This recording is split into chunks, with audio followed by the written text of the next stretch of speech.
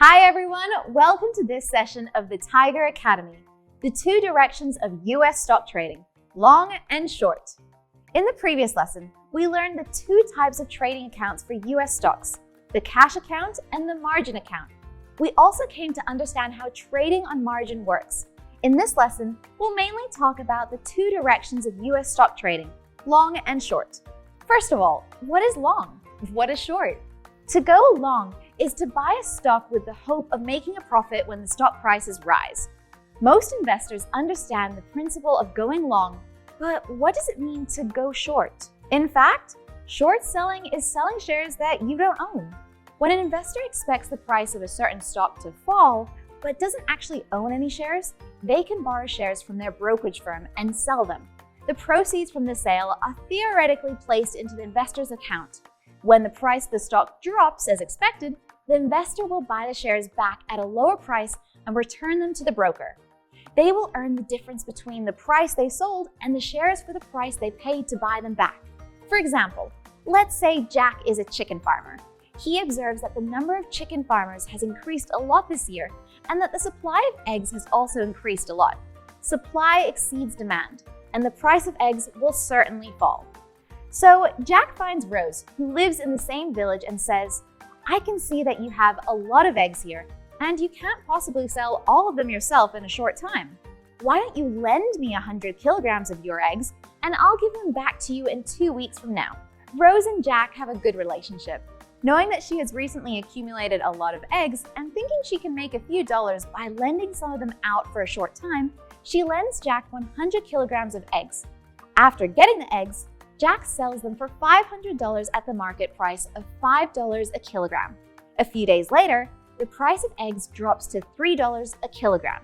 So Jack goes to a supermarket, buys 100 kilograms of eggs for $300, and returns all of the eggs he borrowed to Rose. By doing this, Jack has pocketed the difference of $200. That's the way to profit from short selling. As usual, do not take note that if the price of eggs goes up, Jack would have lost money in the whole transaction. Number 2, how to short stock on the Tiger Trade app. In fact, there are many types of securities that can be shorted, not just commodities like eggs. You can short stocks, indices, options, and so on. In this class, we'll be talking mainly about how to short stocks. Let's open the Tiger Trade app together and I'll teach you how to short. After opening the Tiger Trade app, find a stock such as Apple. Click the Trade button at the bottom of the page and select Sell/Short. Enter the price and the quantity of shares and click Place Sell Order. As a result of this operation, a short position will appear in your account and the value of the position will be shown as a negative. In US stock trading, short and long trading operations are not much different. To go long, you click on the Buy button to send a buy order. To go short, just click on the Sell button to send a sell order.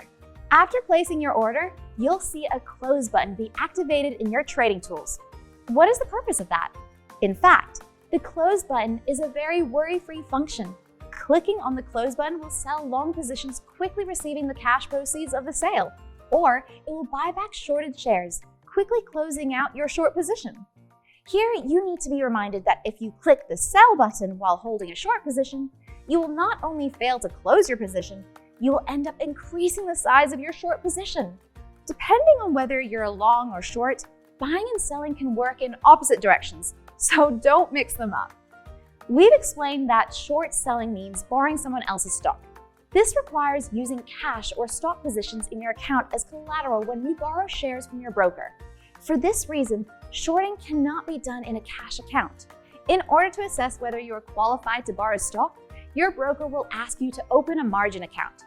The requirements for opening a margin account vary depending upon circumstances. For example, different stocks have different levels of margin, and the same stock may have a different margin level for a long than a short. In addition, as the stock price fluctuates, your margin requirement may be increased on a transaction, raising the possibility that a margin call will be triggered. So, before placing an order, you must first understand the margin ratio of the stock you're trading. This can be viewed by clicking on the screen next to the stock. Number 3, does short selling require paying interest? In the screen, in addition to margin ratio, we can also see the short rate. What does this mean? You need to know because shorting is equivalent to borrowing stocks from a brokerage firm, and since it is a loan, you have to pay interest. In our daily life, interest rates for borrowing money are mostly fixed, but the interest rate for borrowing stock fluctuates. Increase rates will change with the fluctuation in prices and supply of securities in the market. If there is more stock left in the short pool, the interest rate will be relatively low. And if there is less stock left in the short pool, the interest rate will be relatively high. So if you short certain stocks with relatively few shares in circulation, when short-term share price fluctuations become particularly large, the short rate can reach more than 100%. At times like this, even if you're sure that the stock price will fall, the decline may not be steep enough for you to make money on the trade. Another point is that the short rate is charged on a daily basis, so you need to check your margin and short rate every day when trading. In addition, even if trading in a stock you've shorted is suspended, interest continues to be charged on the position. Stocks cannot be traded during periods of suspension, but the interest is still deducted from your account. So I suggest that you allocate your positions wisely when shorting stocks. Number 4, what is long and short strengths and weaknesses? How do I find data on long and short strengths and weaknesses on the Tiger Trade app? Imagine a situation where most people are shorting the same stock at the same time. Will that cause the share price to fall? You may ask, how can I assess whether a stock is a good candidate for shorting? Open the Tiger Trade app. If you select a stock and click Analysis, you'll see the short data for that stock. The larger number of short amount, the more short selling pressure, and the greater the bearish sentiment of investors towards the future value of that stock.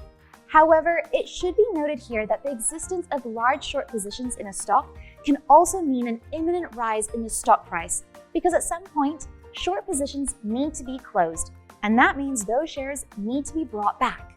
This is called short covering, and the number of days it would take to cover all outstanding short positions can also be seen on the analysis screen. Therefore, when a large number of people short a stock, the stock will not necessarily keep falling in the future, but will rise sharply because of the inevitable short covering. We can anticipate how strong the effect of that short covering will be by looking at the number of days to cover.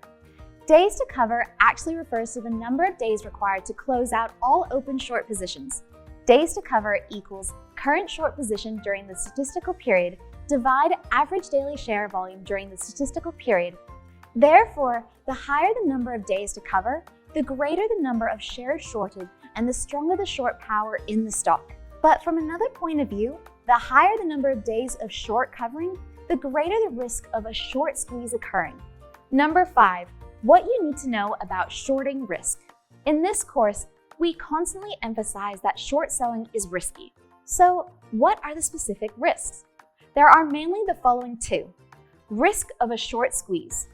When there are many short positions in a stock, but the share price continues to rise and does not fall as expected, it will lead to many of those short positions being forced to liquidate due to inefficient margin, and this will continue to push the share price up.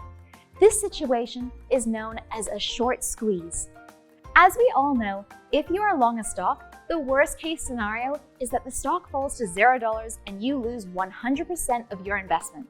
But theoretically, there is no limit to the losses you can experience when short selling, because while a decline in a share price is limited, there is no limit to how much the price can rise.